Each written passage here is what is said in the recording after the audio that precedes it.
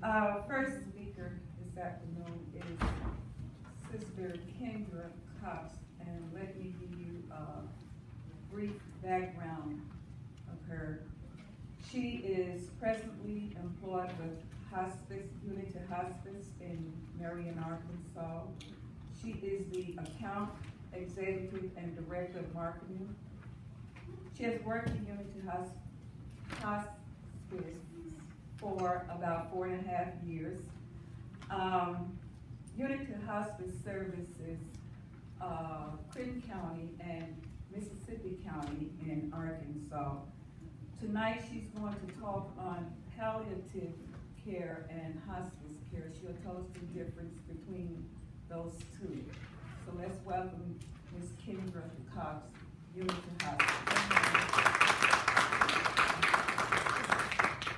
And while she's on her way, please hold all your questions until everybody has spoken, and then we'll take your questions at the end. All right.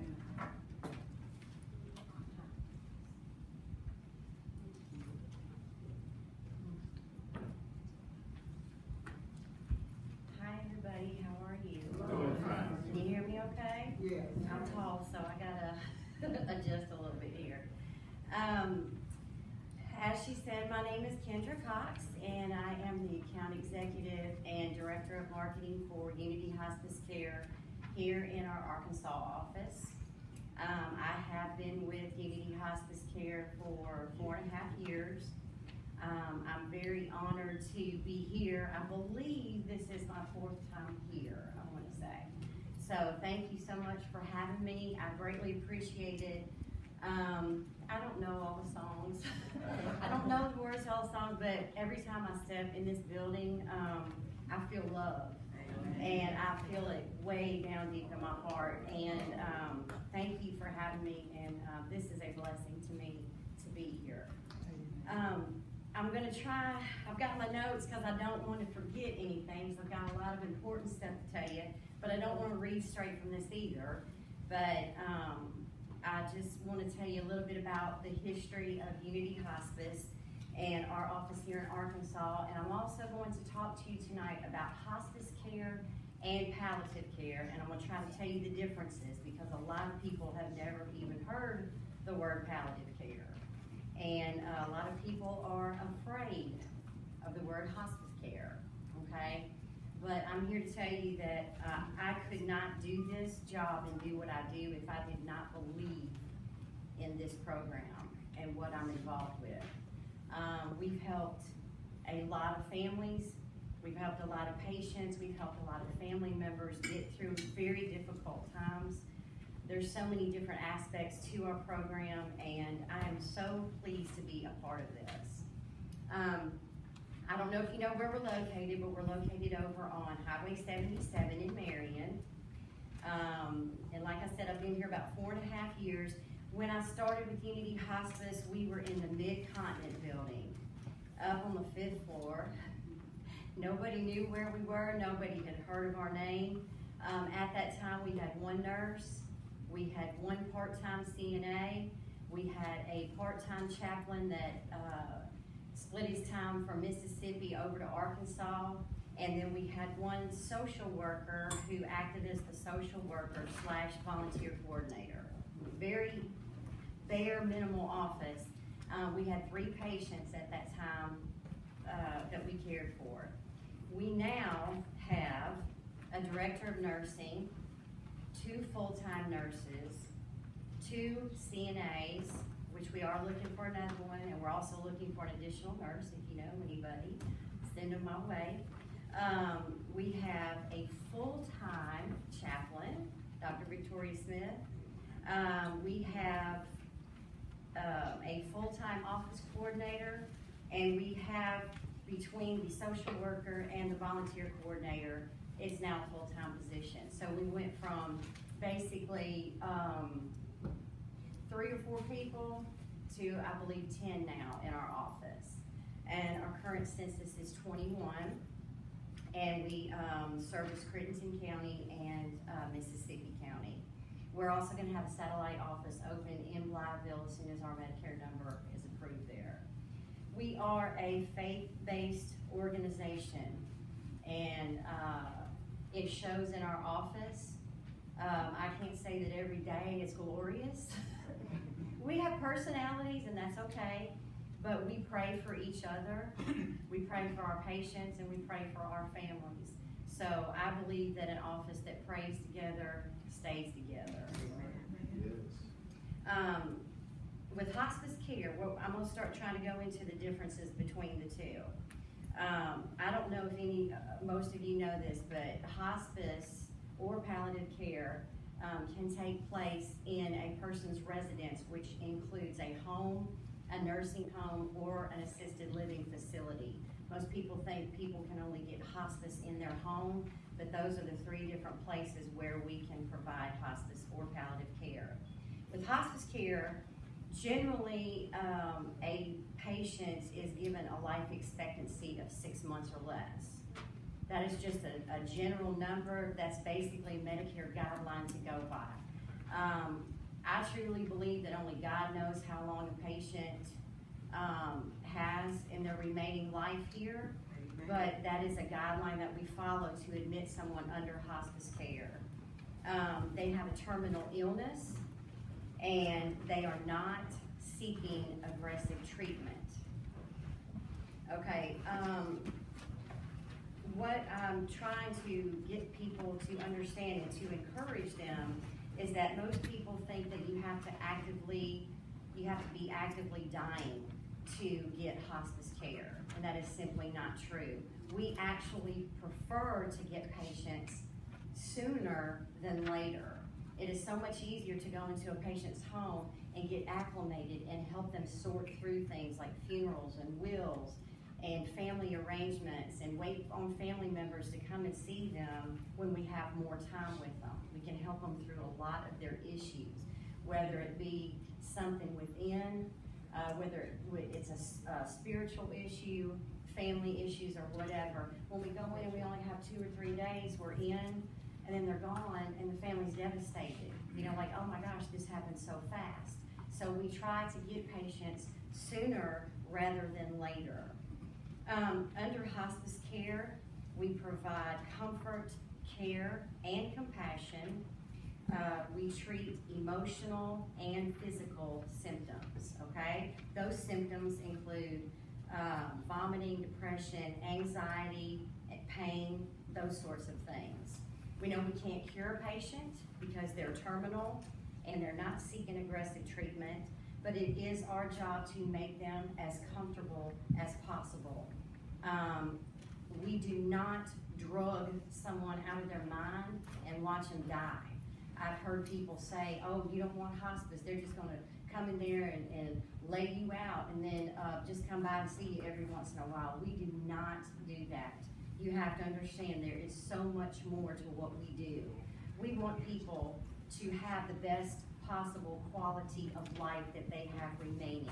If they feel like getting up and walking somewhere, we're gonna get them a walker so that they can do that. If they wanna get out, they wanna go skydiving, or go skydiving. You know, we encourage.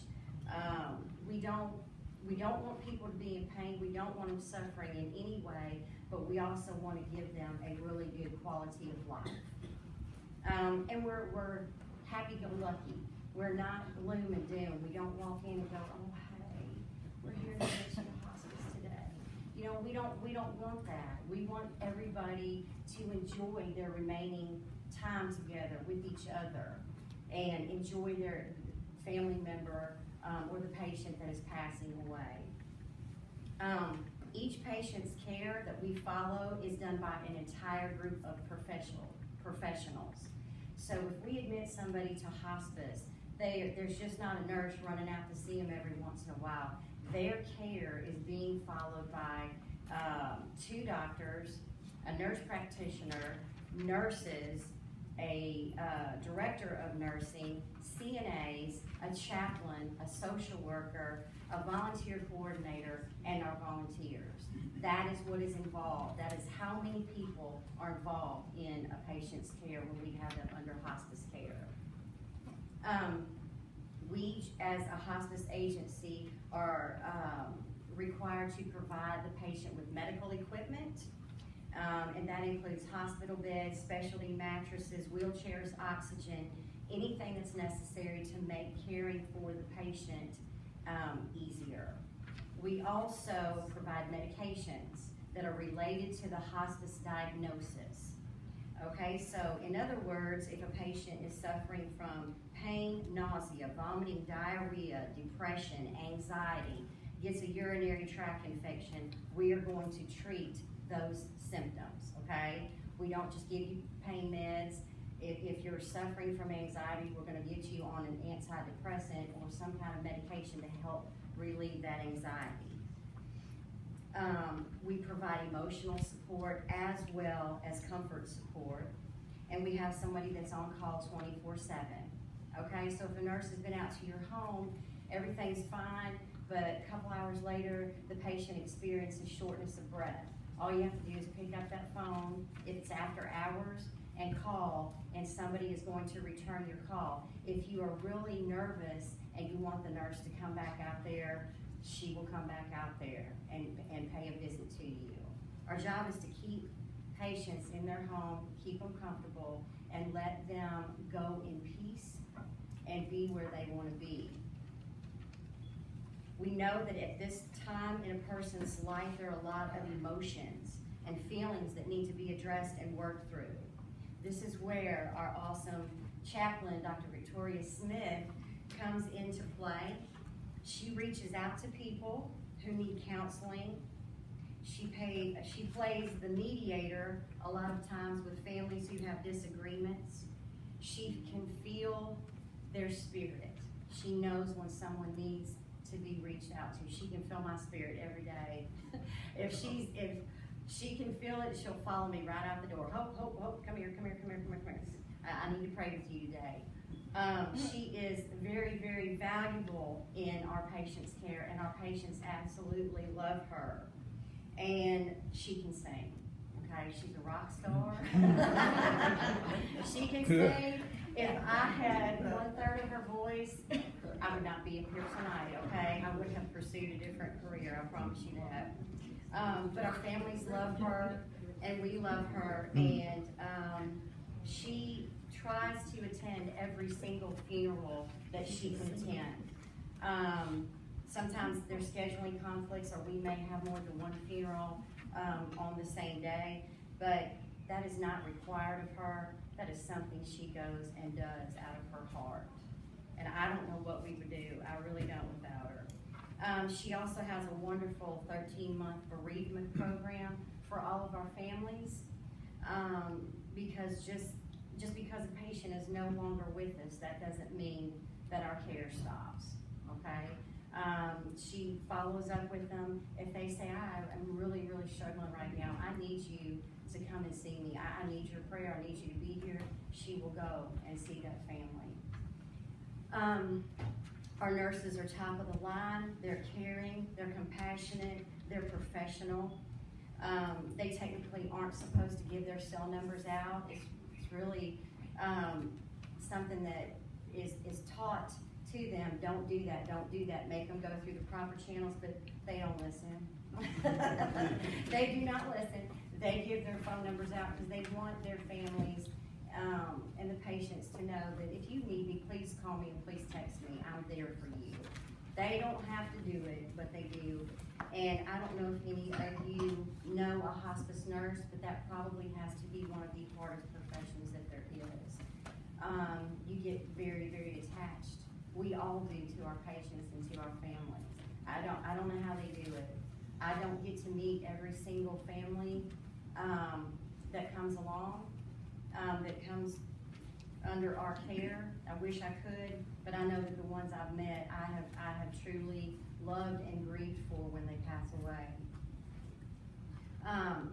Now, what I'm going to try to do is describe to you a little bit about what palliative care is, since we already talked about hospice care.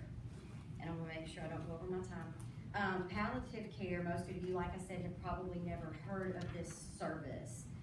It does differ from hospice care because with palliative care, there's less people involved. There's a physician, a social worker, and or a registered nurse.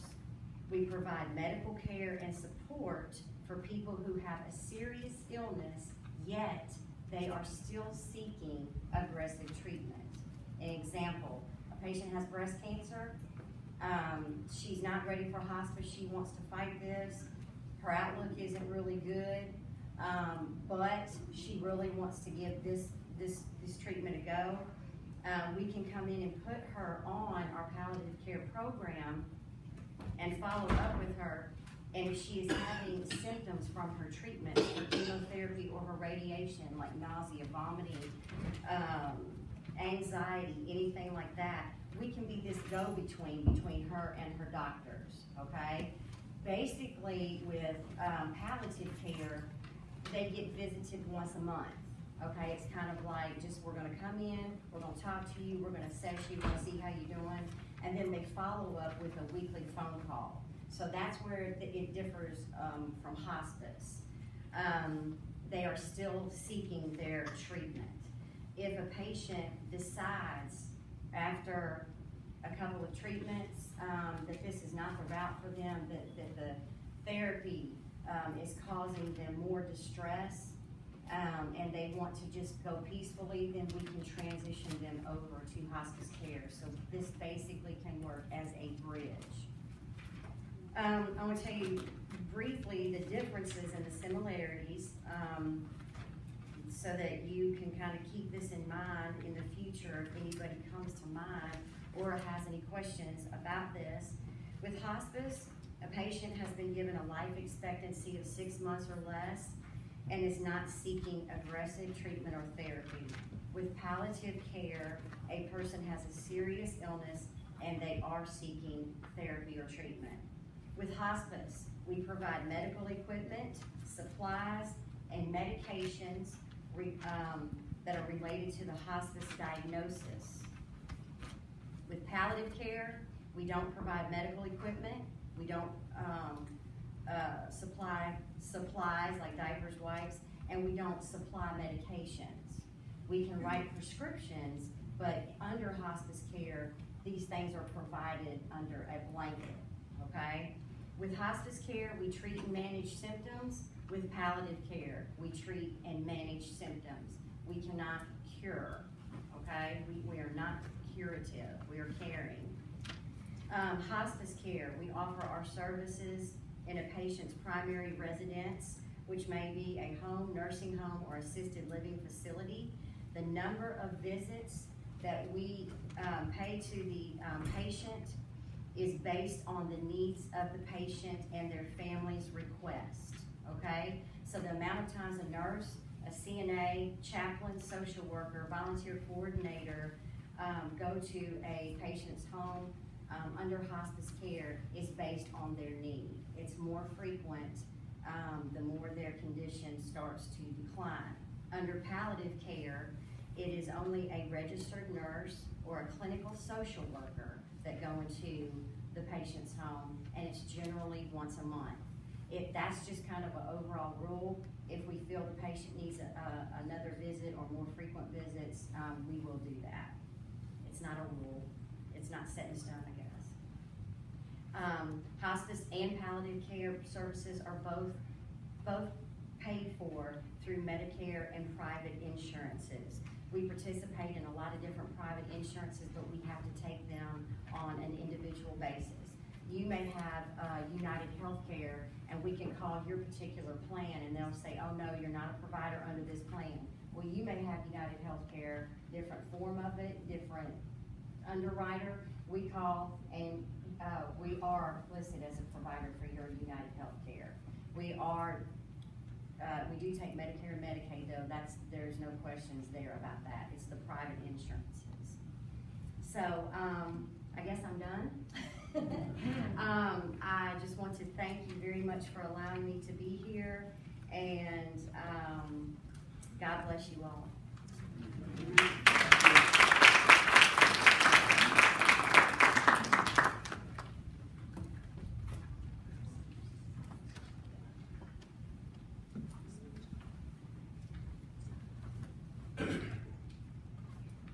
Good afternoon.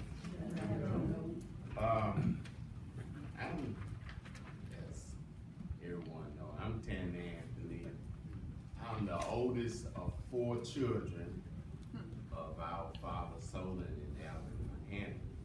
I'm with Anthony Funeral Home. We are blessed with 3 generations still living. Amen. We was established in 1946. We are still blessed with 3 generations still living. Mom and dad, my siblings, and our children. And we are a family funeral home. And that's really like Ms. Cox is speaking of hospice. It's about care. It's about executing your traditional funeral service or cremation with care and with providing you with the knowledge of what your family need to do at the time of death. With hospice care, they are treating our family members during their time of sickness. After that transition, and when our loved one passed, then you need to choose a funeral home to provide the funeral services of your loved one that have passed. Now, when death occurred with our loved one, you have different options that you need to really understand. Amen. What you need to do. With hospice, you need to let the hospice nurse, if it's in the home, if it's in the nursing home, you need to let them know what funeral home will provide your family the service for your loved one. They will have to call if it occurred. You need to call first the hospice nurse, then you all will call in the home the police, and then they need to call the coroner. When the coroner arrives at the home or nursing home, you need to let that coroner know what funeral home that you would like your family to use. That's important, because when you do not do that, and the coroner come and remove your loved one, and state to you at your emotional point that we would take care of it, and that might not be your choice. It's a point of our coroner doing the things what need to be done in a proper manner. Because a lot of time, or some of the time, when that occurs, and the coroner carry your loved one there, and you are just wanting other family members to come so you can make a decision. And when your coroner tell you that we have already did the removal and embalming, that's a charge. And that might not be the choice that you would want. And dealing with our economic basis, why would you want to be double charged? Amen. On that. So first, I want to give you the proper manner of making that decision at that time. In the hospital, then you going to tell the nurse at your station or where your loved one is on the 3rd floor or whatever, what funeral home that you would like them to call. Now, at the home, the coroner is supposed to call the funeral home of your choice, or the hospice care will call. But it's the coroner's responsibility to make that call funeral. And if he leaves that authority to the hospice nurse, then that's fine. On that basis then. Then two, when someone passed at the home and you and your loved one wasn't under hospice care and it just happened suddenly, and once the coroner arrived and you don't really see, and he have the right to call the forensic center of that to have an autopsy. But that's when we see that we just don't know. We don't have no symptoms of sickness that on that basis there. Now, if the coroner do not say that he's going to send your loved one for an autopsy, then it will be on the family right. You still have that right to do, but you would have to pay for that autopsy. Two, a lot of time under hospice care and the care of our loved one, we might have what we call power of attorney of our loved one. But then two, when our loved one passed, a lot of time our family member feel like the power of attorney still have that power. It ceased when our loved one passed. Unless you have a dual attorney or organization of your lawyer stating that I have the right to go on past our loved one passing. And a lot of time I see where minister will look at and try to bridge that gap of confusion with a family dealing with power of attorney and those things there. So those are things that we have to look at when our loved one transition over to them. Then two, we have to look at once you call your funeral home and go through the procedure, it's about you carrying your family step by step. When you call us, the funeral home, we would go and remove your loved one from the home, from the nursing home, from the hospital, whatever facility that your loved one is in. Then we have a form that you will sign to give us authorization to pick up your loved one and to embalm. That's if we are having a traditional funeral service. Now, you come and say, no, Tandy, my loved one want to be cremated. Then you have an option. If we want a direct cremation, that direct cremation is dealing with going, picking up your loved one and going directly to the crematory.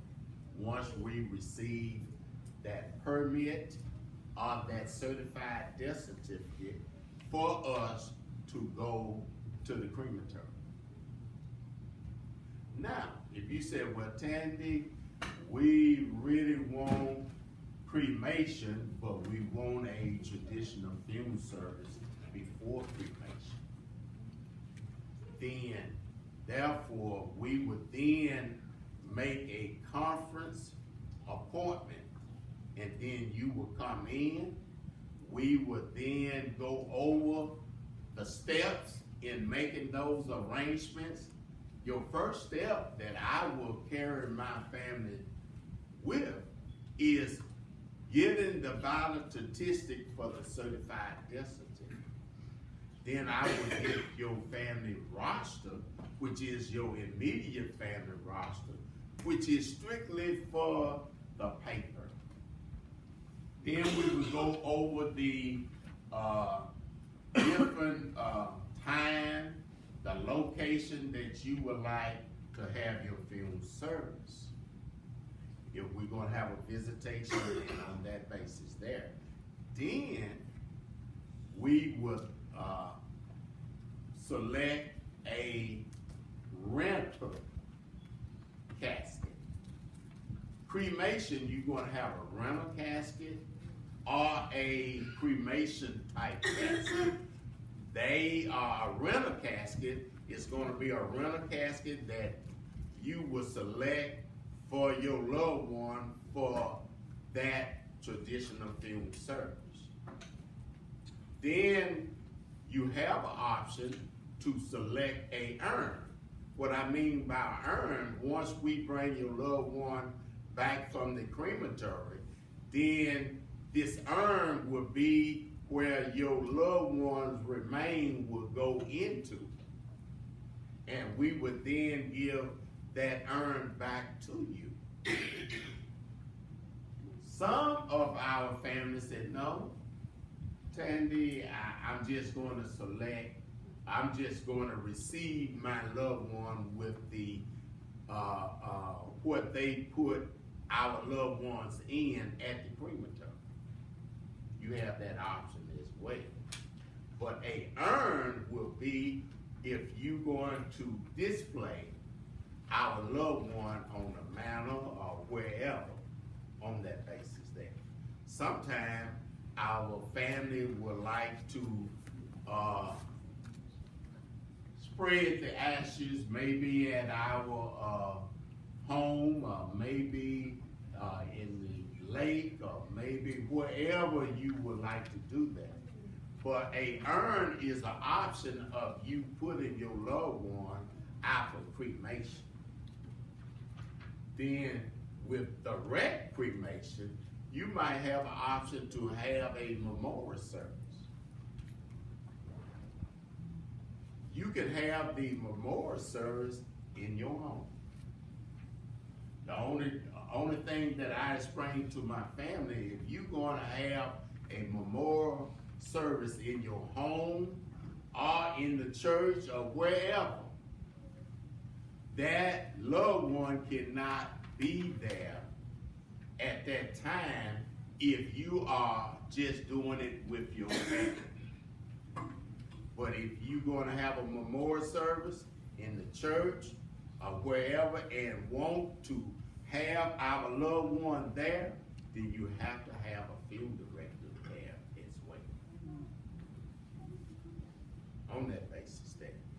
With cremation, you might want to put your loved one at the cemetery where one of our loved one is buried. We can do that as well. So you have different options dealing with cremation. It's not all direct cremation and on the basis there, but it's your serenity in what direction that you want to have your peace and your closure dealing with your loved one at that time. Now, a lot of times dealing with our traditional services, going through the format and those things there. And you said, well, Tandy, mother have insurance. Okay, if mother have insurance, then we is going to correspond with that insurance company. Two, we need to understand dealing with insurance that your loved one, if it's whole life insurance, it have to be out of the contestable period dealing with insurance. Whether you get it from Anthony Funeral Home, any insurance company, that if a policy is not past 2 years, that policy is in contestable period. Now, if that policy is in contestable period, then the insurance company have the option to check your medical record dealing with your loved one and send on that. Now, I have had families that the policy was in contestable period, but when the agent took it out, they had on there that I had high blood, whatever that is. And if that was still accepted by the insurance company, that insurance company have to pay that policy to them on that basis there. Then two, you might have an insurance policy that might been in extended terms. When that policy that been in extended term and your loved one hadn't been paying on that policy, but it's still in force, then they still have to pay.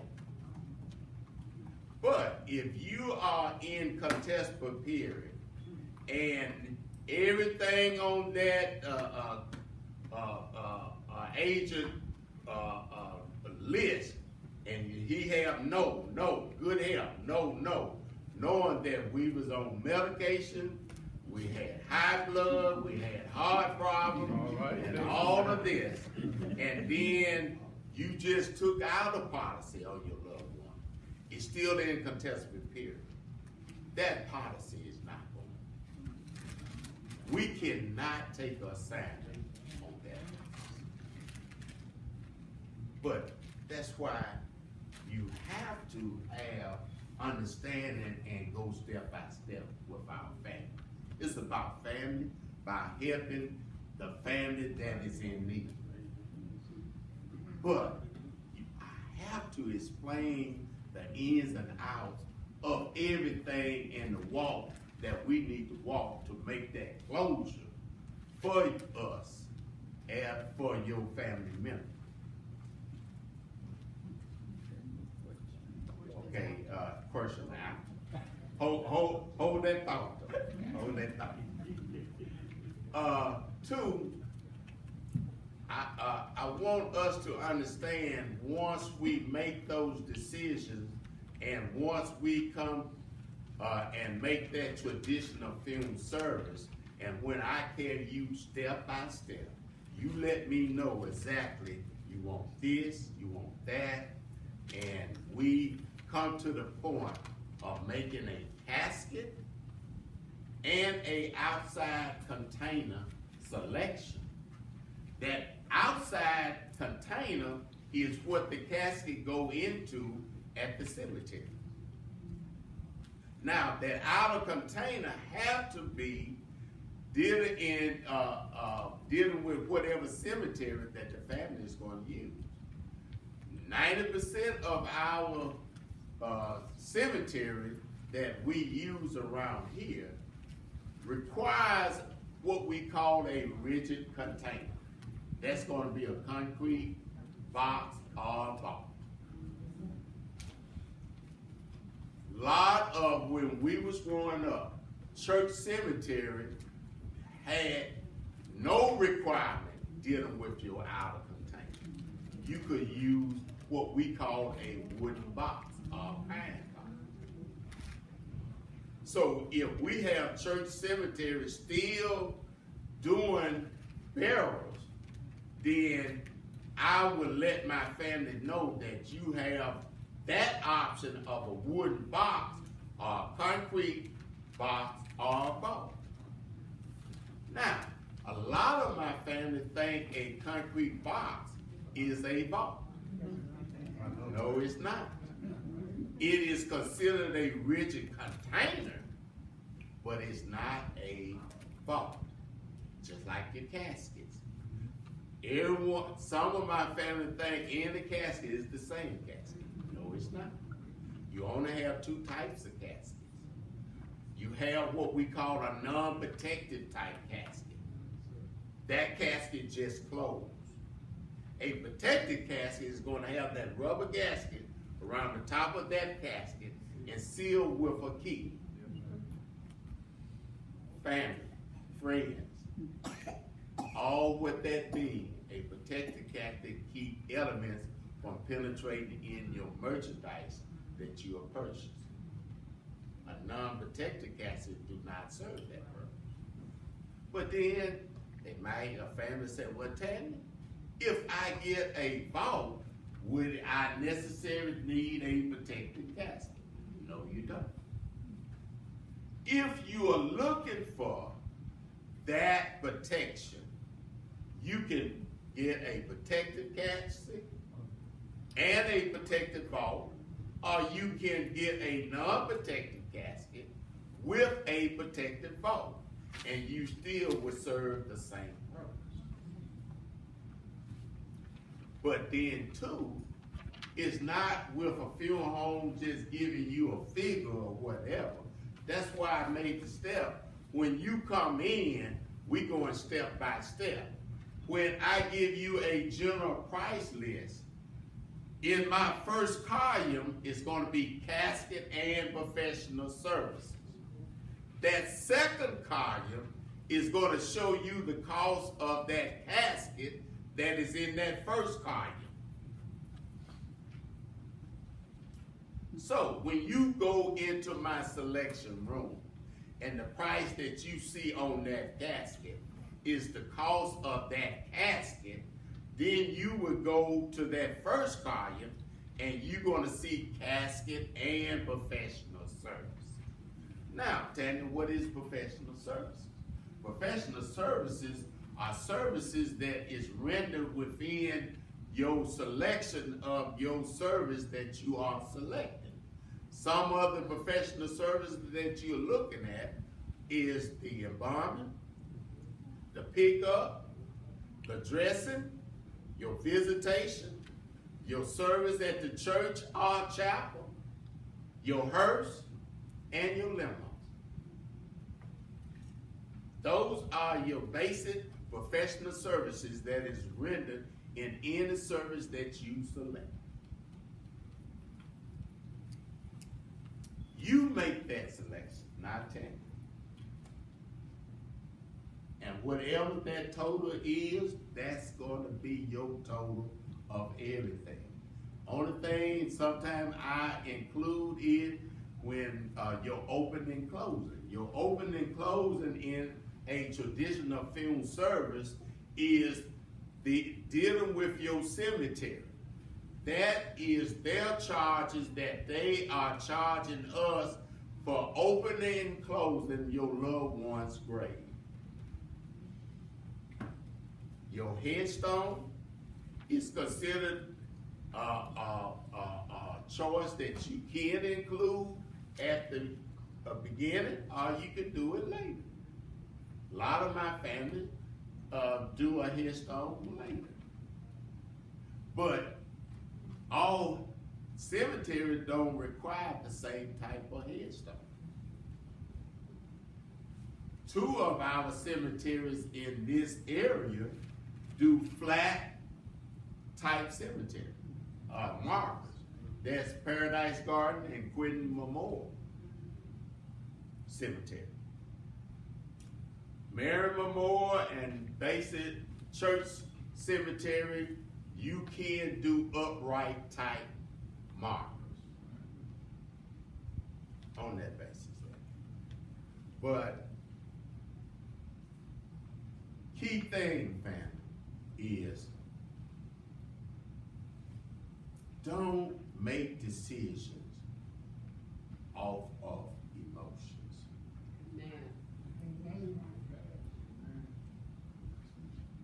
One thing that we need to understand, first, we as a family need to get together before you come in to the funeral home. Know exactly what direction that you are trying to go.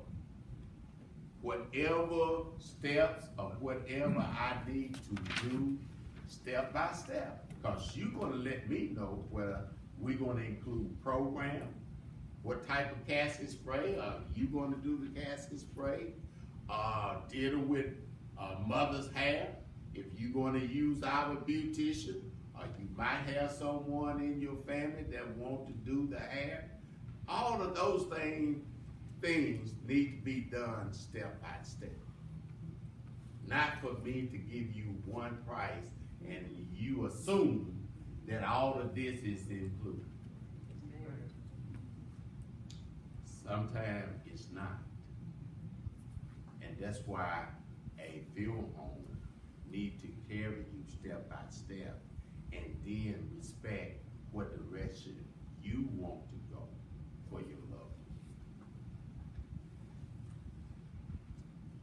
one. Every year, I appreciate you allowing me to come in and give you the knowledge of what we need to do when our loved one makes that transition of passing over. 2, it's about us caring for you at your lowest point.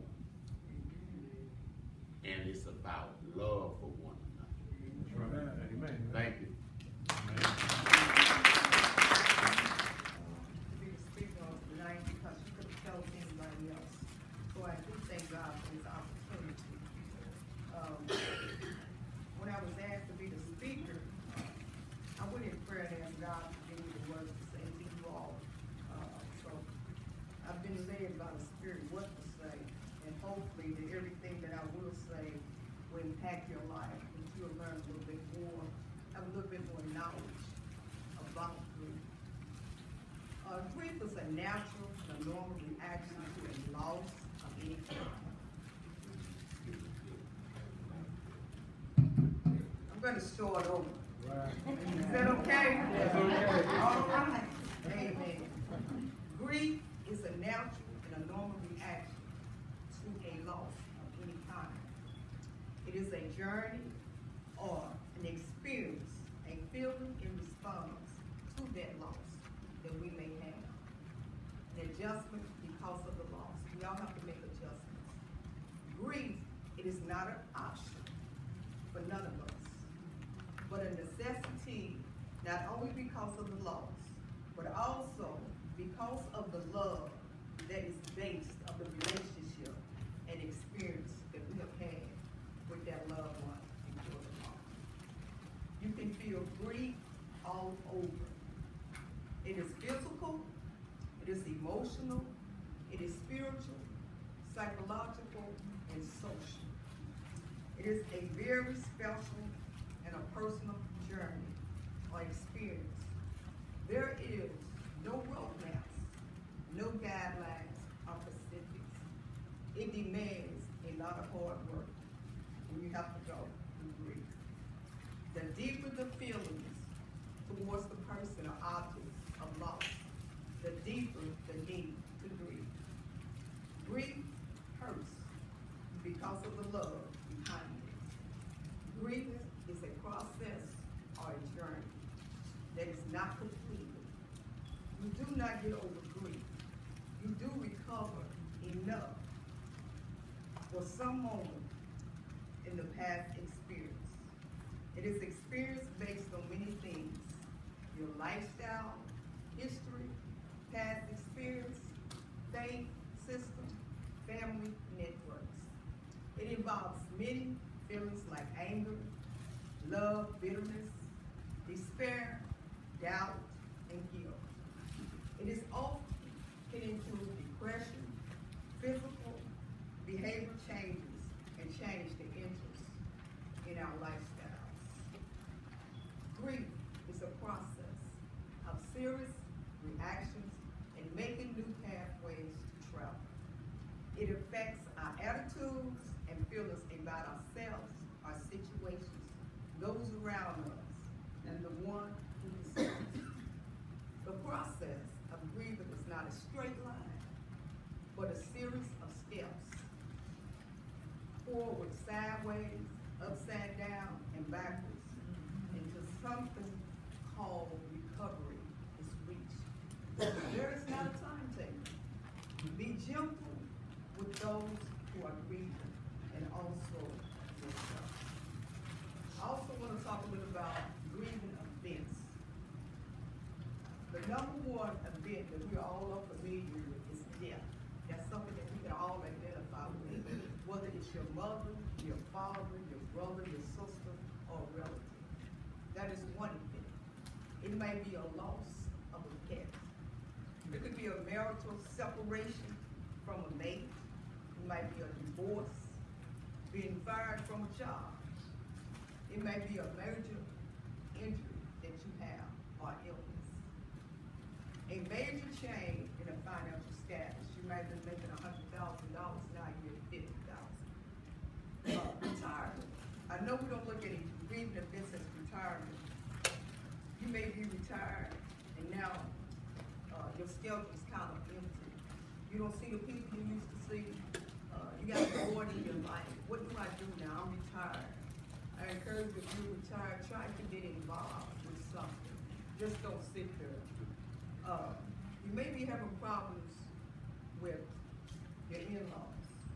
Major holidays, Christmas, Thanksgiving, birthdays, Easter.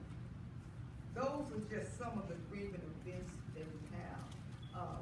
Another one is, you may be born and lived in a house for 40 years and all of a sudden you gotta move. All of those memories, these are grieving events.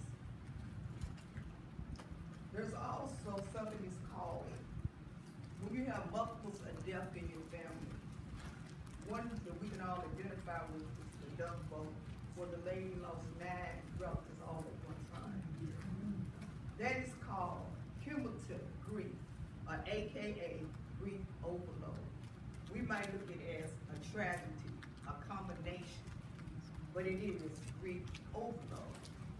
When people have experienced loss after loss, pain piles up after pain, fear on top of fear, experiencing of suffering loss before one has grieved the initial loss is sometimes known as cumulative grief. Bereavement overload or grief overload. Unfortunately, there is no magic answer for how to cope with cumulative grief. There are some important things to remember. The first one is, be aware of the risk of cumulative loss, grief overload. Knowing that is half of the battle. Being aware of multiple losses in a short period can cause many challenges for all of us. Be sensitive to other friends or family members who have suffered many losses. Be aware of the increased possibility of denial of avoiding people. To make it through, one day at a time, you may find yourself more prone to avoid people. This can increase your risk of alcohol or drug use. As these substances are tempted to numb the pain, nobody likes to feel the pain. You must grieve both in all of the losses. Sometimes you may need professional help or support from other people. Keep in mind that time is not only a factor. Don't think that bereavement overload only occurs when death occurs in a immediate succession. This is not the case. And I want to give you an example about that in a few minutes. It's a loss that was never fully attended to years before can be brought back up by a new loss. It can be overwhelmed. And mainly what they're saying is if you have not dealt with the loss, when something else happened, it could trigger that loss. So we need to be able to grieve. There's no right way or wrong way to grieve, but we need to be able to identify with that. Just here recently, our father has been deceased for almost 4 years. It will be November the 3rd this year. And during Father's Day weekend, I was beginning to feel a little down. Didn't know why little tears were dropping. Started on Friday afternoon. And I was like, man, what's wrong with me? And, you know, I tried to hide my emotions is what I did. Well, how many know what's on the inside and you're going to come out of it? Mm-hmm. And so I was right here at this church, at a room. And all of a sudden I became so emotional. I began to start crying like a baby, really. It was just like a flood was just coming out of me. And I thank God that my sister was right beside me. She didn't know what was going on, but she grabbed me and embraced me and hugged me and began to cry with me. and I told her, I said, I miss my father. I was so emotional that she had to take me out. It was like a real interruption. She had to take me out of the church. And when she took me out of the church, I told her, I said, well, I need to go to Memphis. So I went to Memphis. And I stayed in Memphis all day, just walking. And in the mall by myself. I came back home just enough time for me to go to the prison and do ministry with Chris. And when I was on my way home, I called one of my closest friends who father had already passed. And I shared with her what I was going through. And she said, you know what? She said, I'm gonna tell you something. She said, on Father's Day, I don't go to church. She said, I don't want to deal with that. She said, I'm gonna go to the art gallery by myself. She said, because I don't want to hear no Father's Day sermon, I don't want to hear Happy Father's Day, I don't want to deal with none of that. So when I got home and I told my husband what has happened to him, he said, you know, sometimes that does happen because he has lost his mother and his father. And so I got up Sunday morning, I still wasn't where I needed to be. I said, you know what, I'm not going to church. And I did come to church. I went to the park and I walked and I praised God by myself for my father. Because I am a daddy's girl. God gave me the strength to preach my father's throne. And I thought I had already grieved all of that. Because I stood there like a soldier. And God allowed me to preach that with power. But something came over me. And I lost it. So I said that, shared that with you all to let you know that if you truly have dealt with grief, you don't know when it's going to come up. You don't know where you're going to be at, but it can happen to you because it happened to me. So if you can, try to deal with your grief. Substance abuse can increase the risk of cumulative grief. When abusing drugs or alcohol, people are often prone to avoid each other. And a lot of times that's what we do. I want to talk a little about the timetable of grief. The first month of grief, people may be so busy with funeral arrangements, visitors, paperwork, and other meaty tasks that they have little time to begin the grieving process. They may also be numb and feel that the loss is unreal. This shock can last beyond the first month of the death was suddenly a violent or particular untimely. I need to pause there. Because it's important that I tell you everything that the Lord has given me. I need to back up a little bit. We just brought this back to my remembrance. Don't go back to cumulative grief overload. There is nothing new under the sun. And if we read the book of Job, the first chapter, it talks about grief overload. It talks about grief overload. Job had 7 sons and 3 daughters. They all died. We read the story, but we never really embrace the grief overload that he experienced. So it is nothing new under the sun. So I had to throw that in there. Going to month 3. The 3rd month is particularly a challenging time for many grieving people. Businesses have gone home, cars and calls have pretty much stopped coming in. Most of the numbers has worn off. Well-meaning families and friends who do not understand the grief process may pressure the grieving person to get back to the norm. The grieving person is just beginning to be very painful task of understanding what the loss really means. Month 4 through 12, the grieving person continues to work through many tasks of learning to live without the loss. There begins to be more good days than bad days. Difficult periods will crop up sometimes with all of the churches, even late into the half of the first year. That's what I was experiencing. It is important that grieving people understand that these difficult periods are normal, rather than a setback or a sign of lack of progress. Significant anniversaries. During the first year, personal and public holidays present additional challenges. Birthdays of the deceased and other family members, weddings, anniversaries,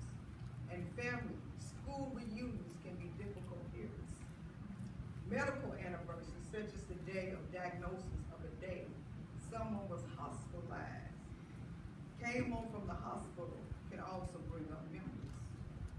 The grieving person may not be conscious of keeping track of these days, but it still affects them some way. The 1-year anniversary of a death. Reactions to the anniversary of the death may begin the day or week after the actual date. Many people describe relief of those last difficult days. Even individuals who have been doing very well towards the end of the first year may be surprised intensely of a 1-year anniversary and how it affects them. People generally welcome additional acknowledgement of support during the anniversary. The second year, most grieving people agree that it takes at least 2 years to start feeling like they have established a workable new routine and a new identity without the deceased person. Many of the tasks of the second have to do with reassessing goals, discovering new identities, and creating a different lifestyle. Grieving use drugs or alcohol to numb can result in a never-before grieving loss. Grief is a unique as each other we lose. We cannot wish grieving multiple loss, but we must grieve loss individually. And that's something that we have to do. Even if there is a tragedy and we lose 5 people at one time, if we lose people like in January, then again in March, and then again in September, most of the time we have not dealt with the first loss. But we have to learn to deal with each one individually because there's a different relationship. When you also look at cumulative grief, it can put a great strain on our faith. One devastating loss can be difficult enough and can cause us to person our faith in a higher power. When someone suffers multiple losses, this feeling can decrease. People can begin to feel they're being punished or have had a hard time resolving to a compassion God. You may ask yourself, where is God? Why is God doing this to me? With all the pain they have seen and felt or struggled with repeatedly, experiencing bad things happen to good people. This is not true in every case of a grief overload. Many people continues to find strength in their faith. It is important to know that it is normal if your faith is shaken as a result of a grief overload. No one is strong in every situation. Amen. No one. I need you and you need me. In Ecclesiastes chapter 3 verse 2 says, there is a time to be born and a time to die. Just as sure as you've been born, you gonna die. We need to have conversations about death and dying. We don't like to talk about it, whether it's during Thanksgiving, whether it's Christmas, whether it's in the bedroom, whether it's in the kitchen table and you're cooking. And a lot of times we do not want to have that conversation, but we need to have the conversation. Sometimes it may be hard to start the conversation, but this is a good time when we can start because everybody in here knows Aretha Franklin. And you can start a conversation, Aretha Franklin. We know she's already deceased. What did you think about her? Well, what do you think that you would like done before you die? It's a good time to do it while you're still living. I know a lot of us don't want to go to the funeral home. We don't want to talk to them about death. A lot of times, if you listen to your close loved ones, they will say some things. If you pay close attention, you can hear the warning. Do not have secrets. And being a chaplain with Unity, there's been times when people have had illness, chronic illness. They go to the doctor. The family member don't go to the doctor. They don't know nothing. All they know is they're going to the doctor. I've seen it happen too many times. And all of a sudden, we'll call into the house.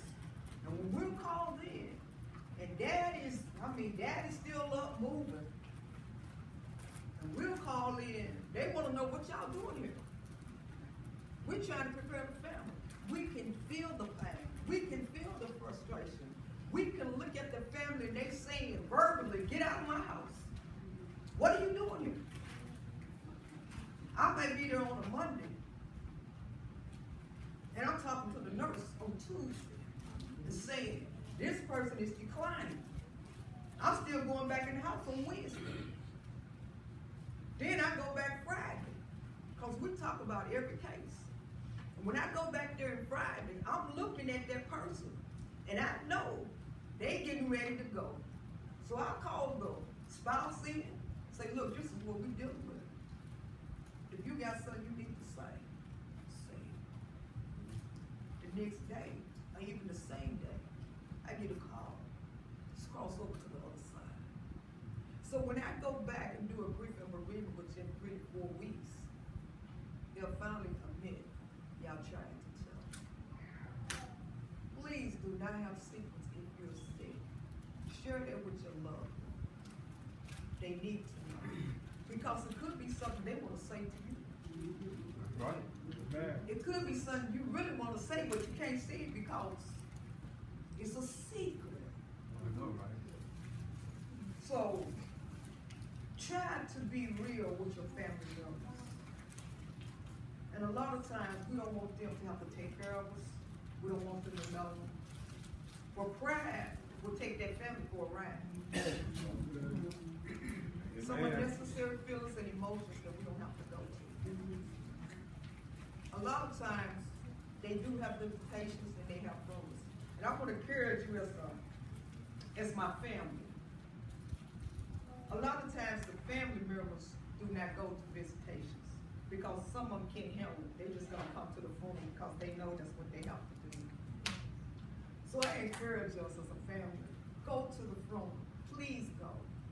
Don't think that they know that you're not there because they know you're there. They see you, believe that. And when you walk in there and they're light up, it's nothing worse than to walk into a funeral. And I've been attending the church for 10 years. There's just a handful of people. I don't work in ministries after ministry in that church. And you're not there. I need you and you need me. Most of the times, as Ms. Cox has said, I do attend funerals. I don't even let the family know I'm gonna show up. I surprise them. But I do attend most of the funerals.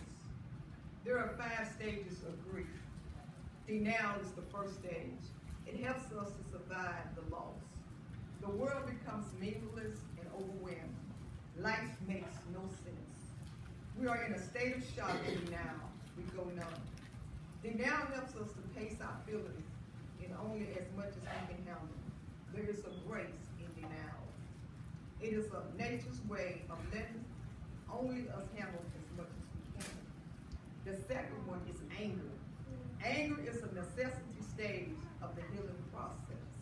Be willing to feel your anger, even though it may seem endless. Anger has no limits. It can extend not only to your friends, to the doctor, to your family, your loved ones who died, but also to God. The anger is another indication of the intensity of our love. The next one is bargaining.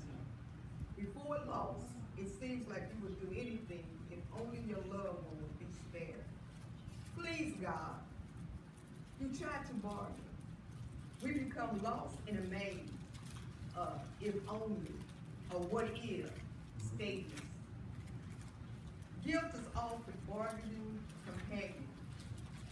The only cause us to find fault in ourselves and what we think we have done differently. What could we have done differently? Number 4 is depression after bargaining. Our attention moves into the present. Empty feelings present themselves and grief enters. Our feelings are deep levels, deeper than we can imagine. Feels as though it will last forever, that it will never end. It is important to understand that this depression is not a sign of mental illness. It is the appropriate response to a great loss. The last one is acceptance. This stage is about accepting the reality about love. One is physically gone, and recognize the reality that this They're not coming back. We would never like this reality or make it okay. But eventually, we can accept it. We learn to live with it in time through bits and pieces of acceptance. However, we see that we cannot maintain the past intact. It has been changed, and we must readjust. We must learn to recognize roles, reassign them to others, or take on them ourselves. Finding acceptance may be just having one more good day than one bad one. As we begin to live again and enjoy our life, we can never replace what has been lost, but we can make new connections, new meaningful relationships. Instead of denying our feelings, we listen to our needs.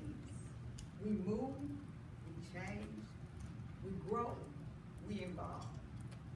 We may start to reach out to others and become involved in their lives. We invest in our friendships, our relationships, ourselves. We begin to live again, but we cannot do this until we have given grief time. Don't let nobody put you in a box and say you should be over this. Grief does take time. Psalms 34 and verse 18 says, "The Lord is close to the broken heart. He rescues those spirits who are crushed." And as Miss Cox has told you all, I do sing, but see, when somebody's sick, it don't matter what you sound like. Amen. And I always tell them, I'm saying, y'all heard it, she said I can sing. I don't have a CD out there. But I want to share this song with you all tonight. I want to close with this song. And the reason I want to close with this song, what I want y'all to do one thing, is I sing this song, I want y'all to close your eyes so y'all can listen to the words of this song. And this is a song that we do during Celebration of Life once a year. God gave me the words of this song. So I wrote this song. So I'm going to sing it for you all tonight. So y'all close your eyes right quick. And I want to begin with this song. Okay? And I want y'all to close your eyes because if you don't, you're going to be looking, can she sing? So I want y'all really to pay attention to the words of this song, okay? And the name of the song is called It's a New Season. Celebration of Life. That's the name of the song. It's a new day. It's a new season. God created us in His image. So many times we often don't understand why things happen the way they do. God has spoken. He has the master plan. Help us to accept what you have allowed. Give us the strength to walk on. Celebrate, celebrate, celebrate life today. Celebrate, celebrate, celebrate life today. You were there through the good and bad times. You were there when I needed you the most. You gave me strength when I could not go home. Your beautiful smile gave me peace to walk on. I reached for you, but you was not there. You will always be my shining star. When I feel alone, I look up in the sky, and I see a glimpse of you watching over me. Celebrate, celebrate, celebrate life today. Celebrate, celebrate, celebrate life today. Listen to a baby cry. It sounds like music in the atmosphere. Make the world a better place. Lend a helping hand. Reach out and touch somebody with a smile, with a hug, or with a word of encouragement. Spread the love, spread the love. Celebrate, celebrate, celebrate life today. Celebrate, celebrate, Celebrate life today. Spread the love, spread the love. We build bridges for people to walk across and open doors people cannot see. We praise you, God, for holding us up in your arms. Celebrate, celebrate, celebrate life today. We open doors people cannot see. We praise you, God, for holding us up in your arms. Celebrate, celebrate, celebrate life today. Celebrate, celebrate, celebrate life today. Look at yourself, look around, you see some precious faces. You always be in our heart. God, we thank you for the time we shared together. Your memories will last forever. I celebrate you today. I celebrate you today. Celebrate, celebrate, celebrate life today. Celebrate, celebrate, celebrate life today. Amen. Amen.